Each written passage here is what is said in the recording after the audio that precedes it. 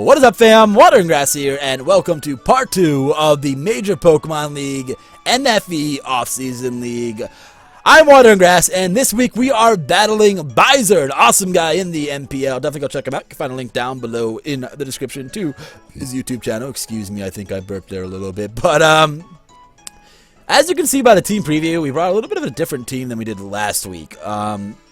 This is a post-commentary. If you guys like post commentary, let me know down below in the comment section. We could also do live commentary if you guys would prefer to see that. Again, let me know down below in the comment section. I can do both. I just prefer post commentary a little bit because it is it's a bit faster paced. Speaking of faster paced, these videos are going to be faster paced, so we'll see what happens there. But we have a very cool battle to bring you guys. I realized looking at what he drafted, what Byser drafted here, that a +1 speed, +2 Braixen actually destroyed his entire team, and we had a way to do that. So after hazard supports, Braixen actually ripped through his entire squad. So we brought a nasty plot baton passing Togetic.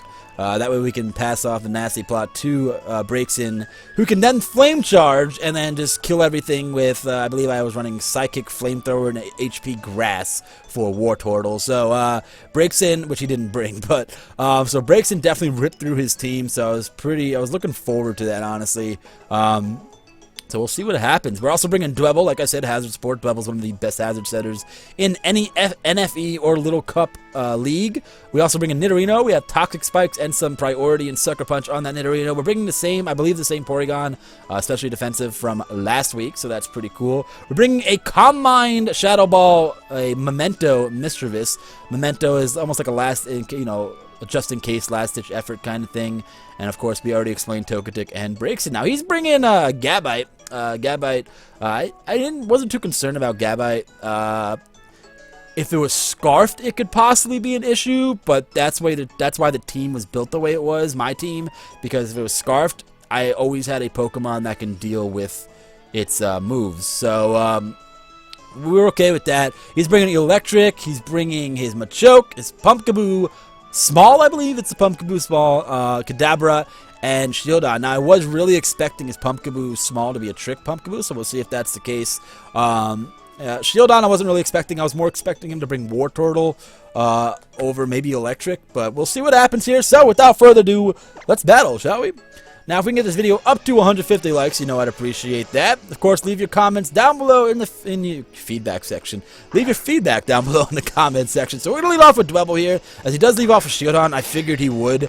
There's no reason not for me to go for Stealth Rocks here. I know I outspeed. So we're going to exchange Rocks here, which is perfect for me. Rocks do significantly more to his team than they do to my team, despite being my main attackers, Togetic and Braixen right now. So we already set up some spikes. I was expecting him to either to Roar or Toxic here, and he does go for the Roar. So there it is. He's going to do some shifting right here, but I'm okay with that. I'm just going to go for a Shadow Ball at this point with Mischievous, since I don't have Will-O-Wisp on this Mischievous. So I'm going to go for a Shadow Ball and actually just break it sturdy. With an Eviolite, even though its HP stat is terrible, Shieldon, it could actually be kind of annoying, as he is just going to roar me out again. Again, I don't really care. The roaring isn't bothering me. I'm going to trace it sturdy. Doesn't matter if it was broken with the incoming Stealth Rocks, even though I do have Recover. But I am going to go for a Thunder Wave here just so I can paralyze it. Hopefully get some, Paralyze hacks and work around that. But he is going to break through at this first one and go for a Roar. But I was able to get the Thunder Wave off, so I was more than okay with that. And he brings me in a Togetic. Togetic is probably the only thing that can't touch this Shieldon. I'm not running Fire Blast. I didn't run HP Fighting or HP Ground or anything like that. So I'm actually going to switch Togetic out because I don't want him to Iron Head or whatever this thing wants to do to me. I'm going to switch out and I'm going to go right into Mischievous again. And he's just going to roar me out here, but he does get paralyzed. So I am just going to go for a Shadow Ball again. He's going to do more damage to him.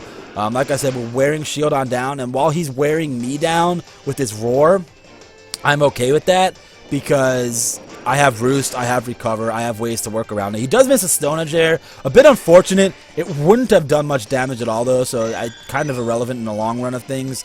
But he's going to go for another Roar here. Brings out Porygon. I'm just going to go for a Thunderbolt. No reason not to. Ice Beam would have been not very effective because he is half Steel type. So we're going to go for Thunderbolt here. Do some damage. Damage is damage. And he's going to go for, again, another Roar. And we're actually going to go into breaks in now. I was fearing the Earthquake, and I didn't want to get hit with a Stone Edge here. And I wasn't sure if this was specially defensive, so I wasn't sure if Flamethrower would kill. I was not running HP Fighting on this break sim. Like I said, we had HP Grass, so I did not want to deal with that. So we are going to switch out here. We are going to trace the Sturdy. We are going to go right into Porygon, as that's the best possible. It can take the most damage and recover it right off. As he is going to Roar me and go right into Nidorino. And this is a great opportunity for me to definitely set up my Toxic Spikes. I only need 1 layer. 2 layers would have been nice, but 1 layer is more than efficient enough to beat his team. Even though he does have a Kadabra with Magic Guard, and it doesn't really matter to me. Yeah, Shieldon, who has an immunity to Toxic Spikes. Toxic Spikes, we want to wear things down like Gabite and Machoke and things like that. As he does roar me out into Dwebble, and I am more than okay with this because once again, I can just keep setting up spikes. But I expected him, I wanted to get that Eviolite off and maybe get paralyzed. So I'm just going to go for a knockoff here as he does go into Machoke, and Machoke, that's fine by me. I'm a fully physically defensive Eviolite Dwebble, even if it's Guts boosted, which he later told me he was, and we could tell by this damage that he was anyway. That it's not going to kill me, even with a close combat bullet punch combo. It still wouldn't kill me. I am going to outspeed the Machoke, so we are going to be able to go for spikes here. And Machoke is actually going to go straight for the knockoff. So the knockoff knocks off my Eviolite. If it went for a knockoff, or there was no way for him to prevent my spikes from getting up. Because as you can see, even with the Eviolite gone from a Guts boosted Adamant Machamp, Bullet Punch still does not take me out, and I get 3 layers of spikes up. So I have 3 layers of spikes, Stealth Rocks, and a layer of Toxic Spikes up. So I'm pretty excited about that. It's working well in our favor right now. At this point, I'm just going to sack off Dwebble because there's no reason for me not to. Dwebble did its job. Rocks and 3 layers of spikes is awesome. So we are going to switch out. Machoke is worn down. Shieldon is worn down. A lot of Pokemon are worn down. And we're just going to go into Nidorino here. Nidorino is my safest play. It resists its Fighting Stab. And we're going to be able to just go for a... Bullet Punch does a nice amount of damage. I'm okay with that. We're just going to be able to go for a Poison Jab here. That's going to kill off the Machoke. And Nidorino is picking up a kill, so that's pretty exciting. He is going to go into his Kadabra here after we get our Black Sludge recovery. I'm not really too concerned about that either, as we do have Sucker Punch. So we'll be able to bring it down to its Focus Sash, and we'll be able to see if it's Scarfed or Specs or even Life Orb. But we're going to see that it is Focus Sash, as most Kadabras are. And it's going to bring it down to its Sash, and obviously it's going to, kill me back, revenge kill me back with a Psyshock, a Psychic. Probably touch me with the Confusion. It wouldn't matter. Nidorino would go down. But we are able to bring a Kadabra down to its Sash. Obviously, it doesn't take Stealth Rock damage or anything like that because of its Magic Guard ability. But that's okay. We do have a Porygon who can eat up whatever this thing wants to do and just go for a Recover. We are going to trace Magic Guard, which does come in handy because now we are immune to Toxic. We are immune to Will-O-Wisp burns. We are able to Scald. We will a lot. So he is going to go out into his Shieldon, sacking it off to my Thunderbolt or whatever I want it to do after he takes all that hazard damage. But I'm just going to go for a Recover. We want to bring Porygon up to a full amount of HP. We want Porygon healthy. And the following turn, we can just kill it off with a Thunderbolt. He had no switch-ins for Thunderbolt, barring Gabite, and if he does go into Gabite, we do have Ice Beam, so that's pretty cool. Now, he does decide at this point to go into Gabite, and this is the move that really changed the entire game, because after all these spikes, hazards, and poison damage, this Gabite is going down to an Ice Beam, but he is going to go for an Iron Head, and unfortunately, he gets the flinch, and that's going to change the entire makeup of this game. It's unfortunate that hacks... especially a simple hacks like a single flinch can change the makeup of a game, but it absolutely does here. He switches out for no reason here, because I don't even think he thought I was packing Ice Beam, because he switches into Pumpkaboo, who obviously can't take an Ice Beam. So we're going to go right into the Ice Beam here, as he does frisk me, he does find my Eviolite, and I'm able to fire off an Ice Beam. Now, I should have known for this damage that it was an Eviolite Pumpkaboo, because Pumpkaboo is naturally bulky, but with an Eviolite, it's very, very good. But I was so scared that this was a trick Pumpkaboo. It was going to trick me a Toxic Orb, a Choice Scarf, something I didn't want to be tricked, especially a Choice Scarf. So I had to switch out there, and the recipient of that is Breaksin. So it doesn't look like Breaksin is going to be able to do its sweeping shenanigans, as it does go for a Pain Split.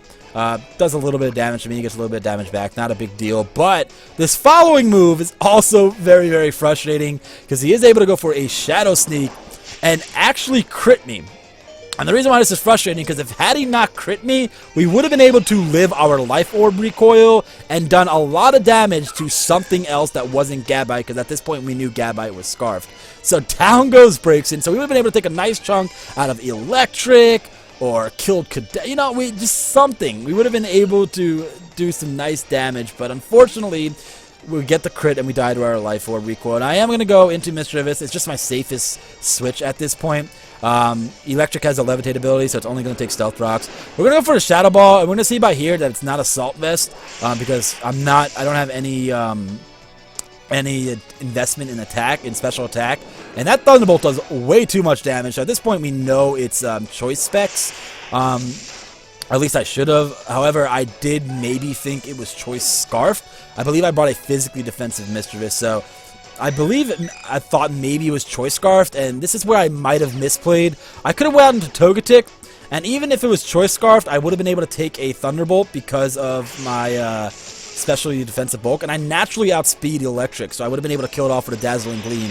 But instead I let Porygon take unnecessary damage and take the Thunderbolt, and that actually just proves to me that it was specs right off the bat. And this is going to lead the way for Kadabra to come in with a Psyshock and kill me. Without the Psyshock damage, without the Thunderbolt damage, Porygon would have lived that Psyshock no problem. So at this point, I'm kind of screwed. I can definitely live a Psyshock here with Togetic. He's going to go for a Charge Beam for whatever reason. He does get the special attack boost. I guess Charge Beam might have done more damage, but either way, it was going to die. So I guess Psyshock Stab. Plus, you don't know if I'm specially defensive or physically defensive, so maybe specially, going attacking the physical side, since I brought a specially defensive Togetic in week 1 would have been the better bet with Psyshock. But he does get the attack race, so it works out for him. He does go for the Charge Beam, and then he goes for a Psyshock, which again is going to do more damage than the Charge Beam would have done. And it does a lot of damage. At this point, I have to attack. I can't Roost Stall, so I'm just going to go for a Dazzling and kill it. And Gabite is Scarfed, and even after the Stealth Rock spikes and more Toxic Spikes damage, it's going to be able to kill off Togetic here with an Iron Head, with a very, very narrow 1-0 victory to Byser. He did play well.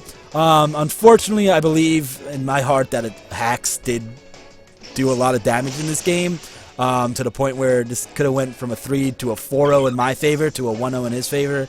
But it worked out, so it was a great game anyway. So good game, Byser. Like I said, we brought a gimmick team, so if we lose, we only have ourselves to blame. But the Iron and Flinch did come in a little bit clunchier, and the Shadow Sneak crit did matter too. But anyway, great game, Byser. Like I said, definitely go check him out in the description. We are 1-1 now, but we have one of the best differentials in the entire league, so I am more than okay with this loss.